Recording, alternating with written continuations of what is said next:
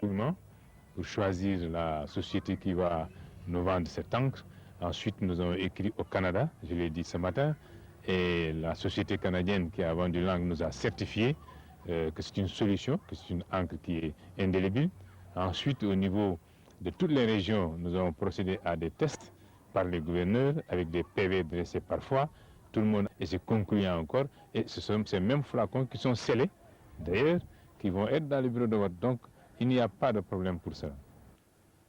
Vous n'êtes pas sans savoir que le Sénégal est considéré aujourd'hui en Afrique comme l'un des phares de la démocratie, du processus démocratique. Et qu'en cela, ce qui se passe ici intéresse la communauté internationale. C'est pourquoi nous disons que la prise de conscience que nous avons observée dans les bureaux que nous avons visités est assez réconfortante dans la mesure où les uns et les autres prennent conscience que le Sénégal est un et appartient à tous les Sénégalais. Quel que soit le candidat qui sortira vainqueur, c'est toujours le 6 ou 7 reportages et papiers pour la rédaction mondiale et la rédaction Afrique de RFI. Alors j'ai fait tous les angles, hein. L'ouverture des bureaux ce matin, j'ai fait un angle... Bureau et 2 bureaux qui n'ont pas fonctionné. Donc c'est très satisfaisant pour des élections. Et donc sur les 26 bureaux... personnellement, j'en ai été fier, puisque des yeux étrangers sont venus pour voir comment notre peuple se comportait, qui criait déjà... Je crois que le peuple sénégalais s'est ressaisi pour démontrer qu'il était peut-être l'un des plus démocrates du continent. Selon les dernières statistiques que nous avons obtenues sur un échantillon significatif de près de 400 000 électeurs, les 2/3 des électeurs sénégalais se sont prononcés pour l'alternance. C'est cela qui est important. Et je voudrais ici remercier la presse dans son ensemble, la presse nationale, la presse internationale bien entendu, d'être venue dans notre pays pour s'informer de la situation et informer l'opinion internationale. Mais je voudrais vraiment adresser des remerciements, des félicitations particulières à la presse nationale. Quelles que soient les opinions qui ont été émises en ma faveur ou pas, mais moi qui ai connu une époque où il y avait un journal au Sénégal, j'avais créé le 2e journal, je fais la différence avec la situation actuelle dans laquelle nous avons plusieurs quotidiens, plusieurs hebdomadaires et plusieurs radios. Globalement, dans l'ensemble du territoire, le scrutin s'est déroulé dans le calme. La coalition Alternance 2000 se confirme dans les prochaines heures. On s'achemine purement et simplement vers un deuxième tour. Le Parti socialiste n'écarte plus cette éventualité. Khalifa Sall, membre du directoire de campagne du candidat Abdou Diouf, l'a dit cet après-midi. C'était au cours d'une conférence de presse, Alassane Cissé. Face à la presse nationale et internationale, Khalifa Sall, du directoire de campagne du candidat Abdou Diouf, s'est félicité de la forte participation des Sénégalais avant de souligner la sincérité et la transparence de l'élection. Khalifa Sall a également révélé au cours de cette rencontre que le candidat Abdou Diouf est en tête dans les différentes régions du Sénégal. Toutefois, il a souligné que cette avance qui se dessine avec les tendances n'exclut pas catégoriquement la tenue d'un second tour. La deuxième chose qui peut être constatée au niveau des tendances, c'est qu'aujourd'hui, il est évident, et si cela se confirmait, que notre candidat, le président Abdou Diouf, arrive en tête dans les 10 régions du Sénégal. Il arrive en tête dans 29 circonscriptions, départements du Sénégal. Seuls Dakar et Pikine semblent être contrôlés. En tout cas, il n'y a que dans ces 2 circonscriptions que Maître Wade, en tout cas pour lesquelles Maître Wade est devant le président Abdou Diouf.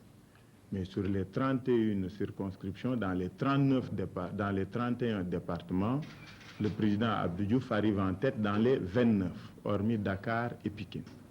L'autre enseignement qu'il faut en tirer, c'est que globalement, les tendances qui se dessinent laissent envisager la probabilité d'un second tour.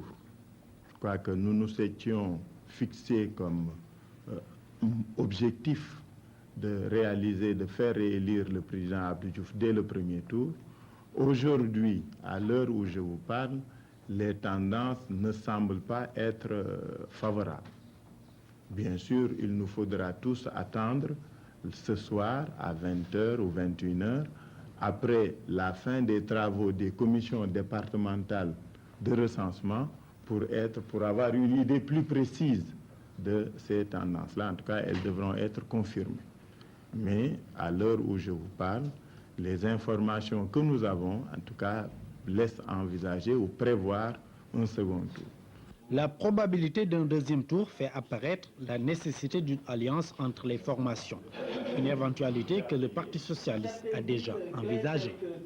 Le second tour est une opportunité pour tous les candidats de discuter, de parler et de se rassembler et pourquoi pas de se retrouver. Et que pour nous, au Parti socialiste, tout est ouvert. Donc nous n'avons d'appréhension vis-à-vis de qui que ce soit. Vous savez, dans tous les pays, le second tour est l'objet d'une discussion et de négociations. Et que les porte-parole, que le socialiste ira au deuxième tour avec le même directoire de campagne.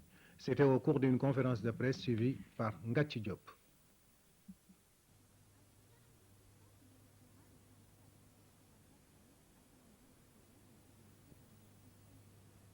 Le Parti socialiste va-t-il changer de directoire de campagne pour cette seconde et dernière étape qui mène à la présidence de la République? Je ne suis pas d'accord avec ceux qui le disent parce que Ousmane Tanor Dieng n'était pas seul dans l'équipe. C'était une équipe qui avait un président, un chef, il nous a pilotés. Et je pense que nous devons rester solidaires, quelle que soit la situation. Et ce qui demeure certain, c'est que ceux qui le disent, ils avaient également un objectif, au même titre que Ousmane Tanor Dieng. Il avait fixé des objectifs à chaque responsable de coordination. L'objectif, c'était que chacun gagne chez soi et Abdou Diouf gagne partout. Maintenant, jeter comme ça en pâture le directeur de campagne de Diouf, en tout cas, Diouf est un croyant. Il sait que son destin n'est pas entre les mains de Ousmane Tanor Dieng, ni entre les mains de quelqu'un d'autre. Il avait fait confiance en une équipe, l'équipe a travaillé, a eu le résultat que nous avons vu, et maintenant il faut que l'équipe remobilise encore ses troupes pour gagner au second tour. Répondant à la question sur les 35% de l'électorat qui n'ont pas accompli leur devoir civique lors du premier tour, Mme Aminata Mbengue Ndiaye se dit optimiste. En tout cas, les militants sont très optimistes, les électeurs de Diouf sont très optimistes. Ils sont déjà prêts à affronter un second tour et ils sont certains de gagner au second tour. Il peut y avoir beaucoup de sympathisants du candidat parce que tout simplement, il se disait que, bon, le candidat Diouf allait passer haut la main, ce n'est pas la peine d'aller participer à cette élection, nous savons que vraiment c'est gagné d'avance. Les Sénégalais n'étaient pas encore habitués à cette élection avec un enjeu aussi important, avec un paysage politique tout à fait nouveau. Et je suis persuadé que beaucoup d'abstentionnistes vont se mobiliser pour le deuxième tour parce qu'ils auront pris conscience justement de l'enjeu et de la nécessité de se mobiliser pour faire gagner notre candidat. Pour le moment, la confiance règne dans les milieux socialistes qui annoncent déjà la victoire de Diouf au deuxième tour. On parle d'une remobilisation des troupes et d'une stratégie de campagne pour attirer la sympathie des Sénégalais. Je pense que pour ce qui concerne la remobilisation de nos troupes, si je peux m'exprimer ainsi, nous allons encore faire peut-être quelques meetings, mais nous allons surtout privilégier la démarche de proximité. Nous allons continuer à faire du porte-à-porte comme nous l'avons fait, et cela a été payant au niveau de certaines circonscriptions électorales. Cela, nous allons le continuer, nous allons continuer à discuter avec d'autres forces qui ne sont même pas dans des partis politiques, mais qui sont dans des organisations de la société civile et avec lesquelles nous devrons continuer à discuter. Changement du peuple sénégalais. C'est ce qu'a indiqué Abdoulaziz Sow, faisait un point de presse, un compte rendu de l'Aïré Diop. Au cas où le renouveau ne participe pas à un second tour, devenu plus que probable, son candidat roulera pour le parti qui répond le mieux aux aspirations de changement du peuple sénégalais. Selon Abdou Aziz Sow, porte-parole de Djiboka, le premier tour n'a pas laissé un goût amer aux rénovateurs, malgré les chiffres provisoires assez bas de leurs candidats. L'URD a fait cavalier seul avec ses propres moyens. Il n'a été devancé que par des coalitions de partis. Pour Abdou Aziz Sow, son candidat a fait les frais du vote utile et de l'irruption de l'AFP de Moustapha Niasse dans la scène politique. Selon M. Sow, les Sénégalais n'ont pas voté pour un candidat, mais ils ont voté contre un candidat. La première leçon du premier tour est donc que le renouveau est incontournable dans l'échiquier politique. Parce que le renouveau symbolise le changement et parce qu'il n'a pas été créé pour gérer des questions crypto-personnelles, son soutien à un participant au deuxième tour dépendra de la capacité de ce dernier à amener un changement véritable dans le vécu des Sénégalais. Nous ne préservons aucun intérêt particulier. Nous sommes allés aux élections de février 2000, après la constitution du renouveau démocratique, au sortir des élections de 98, sur la base d'un objectif clair dont on n'a pas dévié tout au long de notre campagne. C'est-à-dire, nous voulons un changement de politique pour le Sénégal. Nous voulons un changement de méthode pour le Sénégal. Nous voulons un changement de système pour le Sénégal, ce qui inclut un changement d'homme. Nous n'avons aucune considération particulière pour un quelconque individu, quelle que soit par ailleurs sa position dans la hiérarchie de l'État aujourd'hui. Ce qui nous importe, bien avant la lecture que nous sommes en train de faire des résultats, ce qui nous importe, c'est d'aller dans le courant du changement tel qu'on l'avait perçu dès que le courant du renouveau avait commencé à germer dans les rangs du Parti socialiste. Selon Aziz Sow, Djiboka ne s'exprimera sur les élections qu'après la publication des résultats par la Cour d'appel. Il est 15h45 à la maison du Parti socialiste, 6 à Koloban. Les membres du bureau politique du Parti socialiste commencent à arriver, des visages connus de la population. Ces arrivées à intervalles réguliers sont animées par des mille gens venus apporter leur soutien aux dirigeants politiques. C'est sur ces entrées qu'arrive Souti Touré qui lance tout de go « Vous avez le moral, c'est bien, c'est très bien ». Les membres du comité des sages étaient également à la maison du parti pour une réunion. Certainement, l'analyse des résultats était au menu de leur discussion. Il est 16h passées quand arrive le premier secrétaire du Parti socialiste, accueilli par des militants. Dans la salle de réunion, les principaux membres du bureau politique affichent le sérieux qui sied à cette rencontre. Cette réunion qui est la première du bureau politique après les tendances qui prévoient un deuxième tour. Au moment où les membres du bureau politique entamaient leur ordre du jour, dehors, les journalistes faisaient le pied de grue pour avoir la déclaration d'Ousmane Tanordien ou du porte-parole du parti. Une forte présence de la presse nationale et internationale qui a poussé certains à se demander s'il y avait un congrès des journalistes à la maison du parti. Il est vrai que la concentration de journalistes au mètre carré était très importante. Après 6 heures de réunion, c'est Abdourahim Agne qui s'est adressé à la presse pour affirmer que le candidat Diouf va se présenter au second tour et que c'est Ousmane Tanordien qui va conduire le directoire de campagne. Entre les deux tours, poser la question du maintien ou du départ du premier secrétaire ne nous semble pas de bonne intelligence politique. C'est clair. Mais au-delà de cet aspect des choses, je pense que Tanor a fait ce qu'il avait à faire. Ce n'est pas la première campagne qu'il a eu à conduire. On l'oublie un peu trop vite. En 1996, il était également directeur de campagne pour les élections locales, c'est-à-dire les élections municipales, rurales et régionales. Eh bien, le parti a gagné ces élections-là de manière très brillante. Et n'oubliez pas qu'à cette époque-là, en 1996, le parti avait même gagné Dakar, qui pourtant constitue un secteur difficile pour nous d'une manière générale. Parlant des possibles alliances, Abdourahim Agne n'exclut aucun candidat. Ne pense-t-il pas que cette porte est fermée? Réponse du porte-parole du PS. Ben, écoutez, une porte qui est fermée peut se rouvrir. Au niveau du Parti socialiste, l'heure était la mobilisation à la réorganisation, en puisant dans le million d'électeurs qui sont abstenus lors du premier tour. Le candidat directoire de son parti, nous allons vous faire vivre l'ambiance avec notre reporter Aboubakriba. Cette réunion du directoire de campagne du Parti socialiste avait assurément quelque chose d'exceptionnel. À la veille d'un deuxième tour historique, le PS sonne la mobilisation.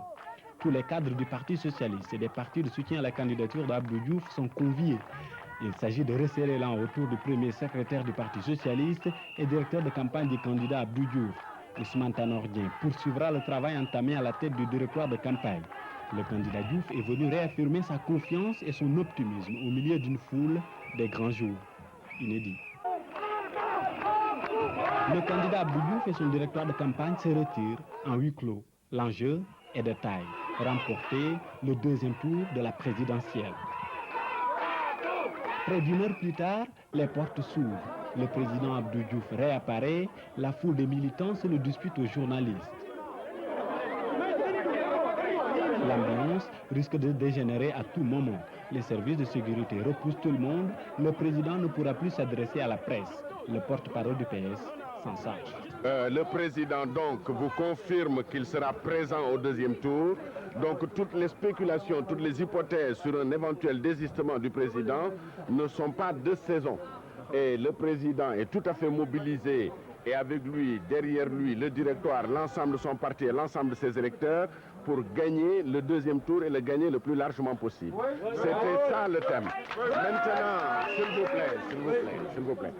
On n'applaudit pas à une conférence de presse, s'il vous plaît.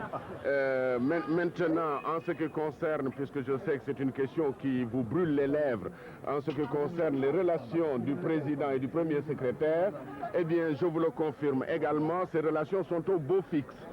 Le président est arrivé, il a été reçu par le premier secrétaire qui a introduit la discussion en présentant le travail qui a été fait dans la campagne le jour du scrutin, en analysant les résultats que notre candidat a obtenus, c'est-à-dire de l'ordre de 41-42%, qui sont des résultats absolument honorables, puisque le président Diouf était seul contre 7 autres candidats, et malgré ça, il arrive à 42 points, et il est en tête du scrutin.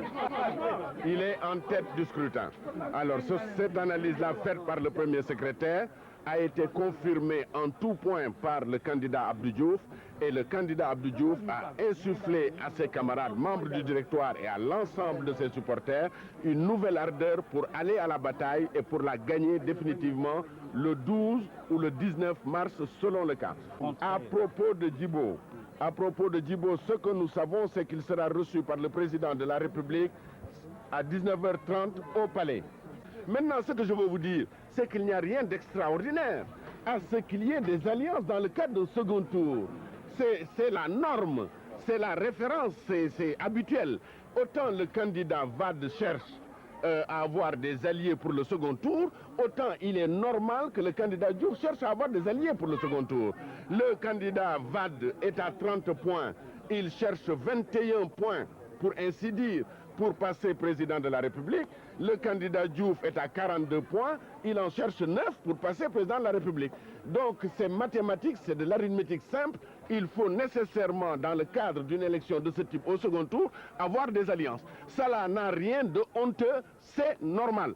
Et ce qui est normal, parce que nous sommes aujourd'hui dans une démocratie consolidée, c'est que nous allions au deuxième tour et que dans le cadre de ce deuxième tour-là, il y ait des alliances. Ce qui n'est pas normal dans le cadre d'une démocratie consolidée comme nous le souhaitons tous, c'est que l'on gagne au premier tour. Nous l'avions souhaité, le sort en a décidé ainsi, les Sénégalais majeurs et mûrs ont voulu qu'il y ait un deuxième tour. Eh bien, nous respectons le choix des Sénégalais pour le deuxième tour. Et nous travaillons donc en conséquence pour gagner ce deuxième tour. Mais ce que je voudrais vous dire pour être complet sur la question, les alliances ne s'adressent pas seulement et exclusivement aux partis, aux formations politiques. Il y a d'autres forces sociales organisées dans notre pays avec lesquelles également nous pourrons faire alliance pour gagner au deuxième tour. Tambasok, il a rencontré ce matin les journalistes, c'est pour faire une analyse des résultats de ce scrutin. C'est un reportage de Ngati Diop. C'est maintenant officiel. Madame Bessok, candidat du Front pour l'alternance populaire, soutiendra Maître Abdoulaye Wade au deuxième tour de l'élection présidentielle. C'est la principale information donnée ce matin par Maître El Hadj Diouf, directeur de campagne de Madame Bessok. Le FRAPP, d'ores et déjà, entend se positionner dans le camp du changement, entend inscrire son action dans le combat mené par le peuple qui a choisi de se libérer du Parti socialiste et de Abdou Diouf. C'est pourquoi le FRAPP et Madame Bessok vont continuer la campagne électorale jusqu'à la défaite définitive d'Abdou Diouf et du Parti socialiste. À cet égard, le FRAPP ne ménagera aucun effort, aucune énergie pour, ensemble avec le peuple sénégalais, réaliser la libération nationale de notre peuple. Les retards dans le démarrage des responsables du bureau de vote, dans tous les cas, des correctifs ont été apportés rapidement, sauf dans la région de Saint-Louis, où un bureau a commencé à 16h30. Le personnel électoral a été à la hauteur de sa mission. La sécurité a été assurée correctement presque partout et a permis de déceler les risques de troubles qui ont été maîtrisés assez vite. Des tentatives manifestement organisées pour fausser le scrutin ont été vite maîtrisées par les forces de l'ordre, cas par exemple à l'école Nafissatou Diallo, à l'école Manguier, à Grand Dakar et à Rufisque. Les dépouillements ont été faits conformément au code électoral. Au 133 et au 134 du code électoral, composé de M. Arona Diouf, premier président de la Cour d'appel, Ndari Touré, magistrat, Cheikh Ndiaye, magistrat, et des représentants des candidats ou listes de candidats et leurs suppléants, composés de Samir Abourisk et Clément Paul Brice Benoît pour Ibader Thiam, Abdoulaye Babou et Diallo Diop pour Moustapha Niass, Seydina Oumar Touré et Papa Saliou Sow pour Dibo Laïtika, Idrissa Seck et Mbaye Diak pour Abdoulaye Wade, Cheikh Massamba Lo pour Cheikh Abdoulaye Dieye, Mamadou Diémé et Mokhtar Cissé pour Mademba Sok, Mamadou Cheikh Ndiaye pour Ousseynou Fall et Khalifa Ababakar Sall pour Abdou Diouf. Au vu de l'ensemble des procès-verbaux de commission départementale de recensement des votes, ainsi que des pièces qui l'en sont annexées, la commission nationale de recensement des votes proclame provisoirement les résultats de l'élection présidentielle ainsi qu'il suit. Nombre d'électeurs inscrits, 2 741 840. Votants, 1 694 828. Bulletins nuls, 23 385. Nombre de suffrages valablement exprimés, 1 671 443. Ont obtenu Ibader Thiam, 20 133. Moustapha Niass, 280 085. Djibo Leïtika, 118 487. Abdoulaye Wade, 517 642. Cheikh Abdoulaye Dieye, 16 216. Mademba Sok, 9 318. Ousseynou Fall, 18 676. Abdou Diouf, 690 886.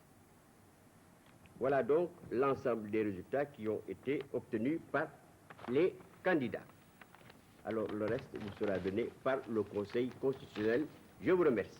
Je voudrais d'abord rendre grâce à Dieu de nous avoir permis d'assister à ce moment historique, parce que c'est la première fois dans la vie politique de la nation que nous assistons à un deuxième tour à l'élection présidentielle. En second lieu, je voudrais remercier toutes les Sénégalaises et tous les Sénégalais qui ont massivement voté en faveur du changement et du SOPI, car il faut le noter, 60% des électeurs ont choisi l'alternance parce que c'est le score global de l'opposition contre 40% pour le candidat sortant. En troisième lieu, je voudrais féliciter l'opposition sénégalaise pour avoir su, dans différents cadres de regroupement, tels que le FRTE, tels que la CA 2000, juguler partiellement la fraude socialiste et permettre qu'on assiste à un tel résultat. Je voudrais d'abord, pour commencer, rendre grâce à Dieu et au nom du candidat, remercier toutes les Sénégalaises et tous les Sénégalais qui lui ont fait confiance. Parce qu'on s'est rendu compte que la majeure partie des Sénégalais, à l'issue de ce scrutin, lui ont fait confiance en le plaçant en tête de ce premier tour. Donc les remercier et les encourager à rester mobilisés et vigilants. À son nom toujours, je voudrais me féliciter de la qualité de l'organisation de ce scrutin. Nous avons tous constaté qu'il a été transparent, qu'il a été sincère, qu'il s'est déroulé dans le calme, dans la sérénité, dans la courtoisie, et je crois que tout cela montre déjà sa volonté de changement, changement dans la manière de conduire le pays, changement qu'il professe tout au début de sa campagne. Moussa Fagnas est la révélation alors, de cette élection présidentielle. Vous le savez, son parti est né il y a 6 mois. Et à peine né, ce parti est devenu très grand, devrais-je dire, et joue dans la cour des grands avec un score de 16,76%, se plaçant ainsi à 3e position. Donc la première conséquence qu'on peut en tirer, c'est que s'il y a eu aujourd'hui 2e tour, c'est bien à cause justement des voix engrangées par Moussa Fagnas. Et nous ne pouvons que nous en réjouir et dans l'attente d'avoir des résultats meilleurs dans les élections à venir. En février, les électrices et les électeurs ont décidé d'un 2e tour de l'élection présidentielle. J'adresse à mes compatriotes qui m'ont accordé leur suffrage mes sincères remerciements. Je prends l'engagement devant la nation de faire de ce suffrage un instrument et un moyen pour le changement auquel aspirent profondément toutes les Sénégalaises et tous les Sénégalais, par-delà leurs options idéologiques et politiques et leurs confessions religieuses.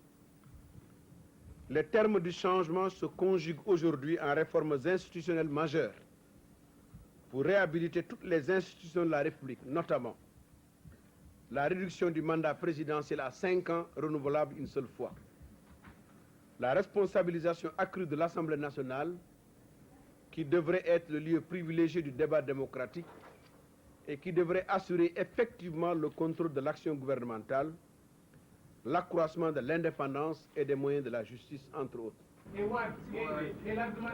Présentez-vous là. Mais qui vont être présents au 2e tour? M. Wade nous a demandé une alliance. Nous l'avons écouté avec beaucoup d'attention. Nous allons examiner les termes de l'alliance. En tout cas, nous sommes du camp du changement et de l'alternance, acte que nous avons posé depuis 3 ans. Par conséquent, nous sommes les pionniers. Il ne suffit pas d'être pionnier pour triompher. Et historiquement, c'est rare d'ailleurs. Mais ma conviction est que l'avenir est avec nous. Donc nous sommes dans ce camp de changement. Mais attendons de voir maintenant quels sont les 2 candidats qui seront présents au 2e tour. La donne politique dans ce pays va radicalement changer, si Dieu le veut. Actuellement, nous vivons une situation inédite dans le processus électoral parce que les électeurs sénégalais n'ont pas une culture de 2e tour. C'est une première. Donc il y a certainement des recommandations qu'on devra faire en tant qu'organisateur des élections.